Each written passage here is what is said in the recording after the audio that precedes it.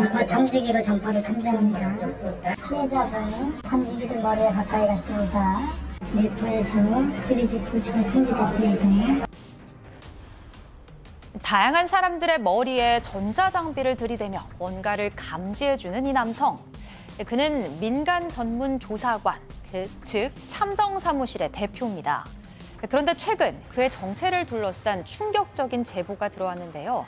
자신의 어머니가 이 남성에게 사기를 당했다는 겁니다. 과연 어떻게 된 일일까요? 자, 60대 어머니가 재작년부터 갑자기 조현병으로 의심되는 증상을 보이기 시작하면서 온 가족이 모두 힘든 시간을 보내고 있다고 합니다. 지난달 말에 어머니가 앞서 보신 그 영상 속의 남성한테 수백만 원의 돈을 뜯겼다. 네, 맞습니다. 어머니는 재작년부터 이 배수구나 싱크대를 가면 전자파를 쏴서 몸이 좀 찌릿찌릿하고 심장이 두근두근 거린다면서 갑자기 이제 전파 얘기를 하기 시작했다고 합니다. 그 이후에도 비슷한 얘기했지만 자녀들은 아유 어머니 그럴 리 없어요 이렇게 이제 이야기를 했다고 하는데요. 자, 그런데 한 달 전부턴 누군가가 나를 감시하고 있다. 우리가 도청을 당하고 있다. 전파 자꾸 쏴서 몸이 찌릿찌릿하다는 말을 계속 하셨다고 합니다. 그러니까 증세가 더 심각해진 것이고 아들은 어머니에게도 감시도 도청도 없다라고 했지만 이 어머니는 내 말이 진실이야 라면서 반복적으로 얘기해서 걱정이 정말 이만저만이 아니었다고 합니다. 심지어 이 어머니가 주무실 때 거울을 주변에 다 둘러싸고요. 둘째 아들의 방에도 거울을 갖다 놨는데 전파가 거울을 받고 반사된다고 생각하신 것 같다라고 이야기를 하셨습니다. 7월 20일쯤 정신과 병원에 갔는데 어머니는 자신은 정상이라면서 이 조현병 검사도 거부했다고 하고요. 현재 정신과에서 준 약 복용도 거부를 하시고 병원도 안 간다라고 합니다. 아들은 처음에는 조현병인 줄 알았습니다만 이 병원에 가서 어머니의 증세를 설명하니까 망상장애로 추정된다라는 이야기를 들었다고 합니다. 자, 그러던 중 지난달 말 새벽에 어머니한테 한 통의 문자가 왔다는 겁니다. 뜻밖에도 한 장의 증명서가 첨부돼 있었다는데요. 아드님 얘기 들어보시죠. 그 새벽 한 5시경에 문자를 받았고 내용이 이제 전파무기 피해자 생년월일, 연락처, 대상자의 주소 이런 개인정보가 적혀 있었고 하단에 이제 이거를 한 담당자 두 분의 이름이 적혀 있고 서명 이런 식으로 작성이 돼 있었습니다. 실상은 모르지만 이 증명서 안에 영상 촬영을 했다라는 부분에 대해서 이제 내용이 기재가 되어 있었고 자식 입장에서는 이게 이런 게 이제 존재하지도 않는데 분명히 어머니 몸에다가 이제 어떤 이제 뭐 검사를 합시고 했을 건데 그게 어떤 식으로 한 건지도 모르고. 전파무기 피해자 증명서? 네, 어머니가 문자로 보낸 건 바로 전파무기 피해자 증명서였는데요. 여기에는 입증 자료와 측정한 탐지기, 그러니까 모델이겠죠? 측정 방법, 의견 같은 세부 항목이 적혀 있었습니다. 그 내용이 참 황당했는데 탐지 대상자의 두부, 그러니까 머리 쪽에서 이동통신에서 사용되는 3G, 4G 대역의 통신 주파수 극초단파가 감지됐다. 피폭 증거를 신체에서 측정하고 영상 촬영한다. 그리고 의견란에는 통신 전파가 항시적으로 탐지되고 있다며 살인미수라고 적혀 있고요. 뇌파가 장시간 극초단파로 연결돼 전자파 신경이 손상이 됐다면서 특수상해죄라고도 적혀 있었습니다. 전파 무기 마인드 컨트롤 피해자라고 증명한다. 의견은 이렇게 마무리가 되는데요. 어머니에게 이게 도대체 무슨 일인지 상황을 들어보니까 인터넷 검색을 하다가 이 해당 남성을 알게 됐대요. 그 남성이 전파 공격을 적게 받거나 또 안 받게 할 수 있다. 돈을 입금하면 검사해주고 증명서도 발급해준다는 얘기를 했대요. 그래서 어머니가 800만 원이나 입금을 했고 이 남성이 전자장비를 들고 와서 전파 측정을 해줬대요. 그러니까 어머니는 전파가 있는 게 맞지 않냐. 이거 봐라. 자신의 말을 믿어달라는 취지로 자녀에게 이 문자를 보낸 거였습니다. 얘야, 난 아픈 게 아니야. 이거 진짜 있는 거라니까. 하지만 이 아드님은 사기라는 걸 직감하고 그 증명서에 적힌 남성의 전화번호로 연락을 했죠. 아저씨 800만 원 빨리 돌려주세요 했지만 그 남성 법대로 하세요. 자, 그래서 어머니에게 들은 정보로 이 남성이 어떤 사람인지 알아봤다는데요. 남성의 정체 체크포인트 짚어보죠. 자, 전파무기 탐정.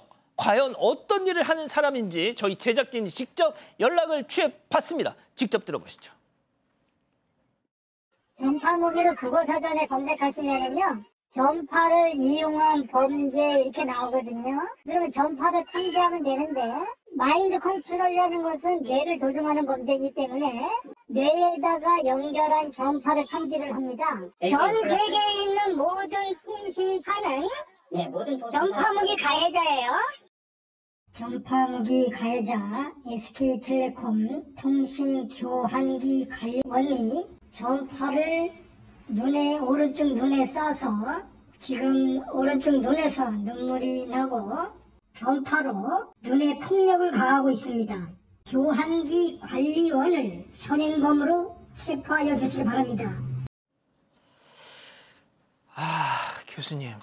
네, 이 전파무기 탐정에 의하면 이 세계에 있는 모든 통신사는 전파무기 가해자라서 그 관련자들을 다 체포해야 한다는 거예요. 그러니까 이 전파무기라는 거는 실제 하는 거고 국어사전에도 있고 그다음에 이제 이 전파무기로 각 나라의 통신사들이 시민들을 공격한다는 겁니다. 이 탐정이 운영하는 인터넷 카페에 들어가 보면요. 전파무기 조사 결과, 전파무기 형수에 고소하는 방법, 전파무기 상해 사건, 전 세계 대통령께 전파무기 범행 알린다. 뭐 이런 너무 다양한 내용들의 게시판이 있다라고 합니다. 그리고 이제 뭐 2019년에는 경찰이 교환기 관리원에게 조종당하는 마이크 컨트롤 피해자가 돼서 고소했다. 뭐 이런 얘기도 있고요. 그래서 입건도 시켰다. 이런 얘기도 있고요. 그다음에 우리나라의 정치 사건도 다 전파무기에 의한 것이고 우리나라가 극단적 선택으로 세계 1위인 것도 다 전파무기에 의해서 그렇게 극단적 선택을 하는 거다. 뭐 이렇게 얘기를 했어요. 그리고 본인도 이 통신 교환기로 뇌파에 전파무기가 쏘아져서 그거를 뭐 112에 신고를 했다. 뭐 이런 식의 이야기도 있습니다.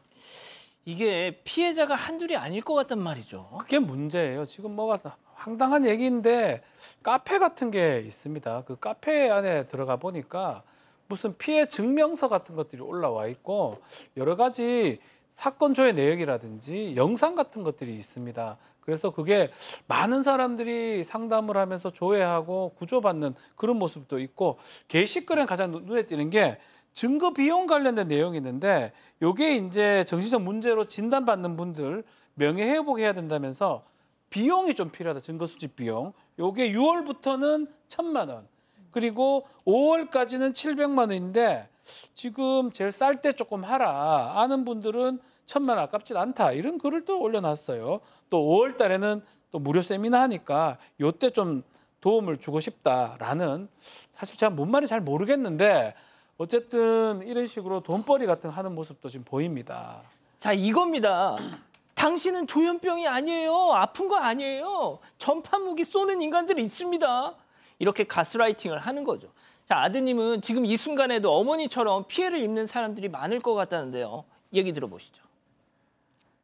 엄마 같은 경우에는 이제 사기인 걸 같으면서도 이거를 이제 살기 위해서 어머니 본인이 살기 위해서 어쩔 수 없었다라는 식으로 답변을 하셨고요. 뭐 자식들이나 이제 주변에서 이제 안 믿어주니까 그런 거 없다 이렇게 얘기하니까 이걸 증명하기 위해서 하고 싶어 하셨던 걸 수도 있고 뭐 이런 사람들 때문에 오히려 이런 병식이 있으신 분들은 오히려 치료가 더 늦어지는 것 같습니다. 그래서 이렇게 하시는 분들을 나라에서라도 좀 조치를 빠르게 했으면 좋을 것 같습니다. 자, 지금 어머니가 말씀하셨던 것처럼 교수님, 네.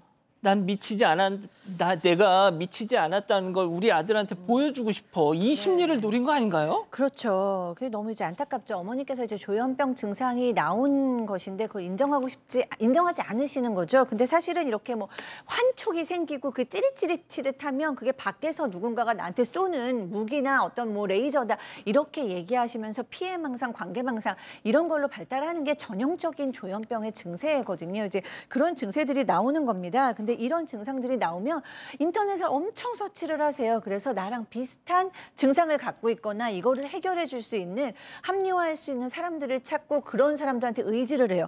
왜냐하면 그래야 치료를 안 받을 수 있으니까. 근데 지금도 이제 그런 것 같아요. 그래서 아드님께서 걱정하시는 것처럼 이런 탐정이라는 사람들이 있으면 꼭 치료의 시기를 놓치면 안 되는 분들이 치료의 시기를 놓치면서 이제 합리화가 시작되잖아요. 그래서 병이 더 급해지는 거죠. 이 어머니께서도 이게 사기인 거는 좀 눈치를 채셨는데 그래도 나는 아프지 않다는 걸 얘기하고 싶어서 이렇게 했다라고 얘기하고 계시고 또 보복도 당할까 봐 무섭고 800만 원 그냥 없는 셈 치자라는 생각을 하고 있다고 합니다. 자, 박 변호사님. 예. 똑같습니다. 전파 공격, 해킹, 도청, 감시, 살해 위협, 스토킹, 증상 뭐 이 똑같은 증상을 호소해요. 다. 그러니까요. 그래서 아들이 조금 살펴보니까 이 탐정이라는 사람 보니까 돈을 좀 벌기 위해서 본인이 조현병 아닌데 조현병 증상을 연기하는 것 같다는 얘기도 하고 있습니다. 그래서 이제 이 부분도 좀 문제가 될 것 같고 일단은 전파무기 피해자 증명서를 끊어주면서 실제로 정신질환을 좀 얻고 있는 사람들 제때 치료를 받아야 되는데 치료를 못 받게 하는 가장 안 좋은 위험한 상태에 빠뜨리는 게 문제라고 봐야 될 것 같고요. 그래서 좀 막아야 되는데 사기죄 같은 게 성립할 가능성이 매우 높아 보이거든요. 말도 안 되는 얘기를 지금 해서 돈벌이의 수단에 지금 활용하고 있는 걸로 보입니다. 그래서 이 제보자 같은 경우 전파 무기 탐정 이 사람 상대로 형사 민사소송 준비할 거다 이렇게 얘기를 하고 있는 상황입니다. 그렇군요. 그 내귀에 도청 장치 있지 않습니까? 그거 생각하시면 됩니다.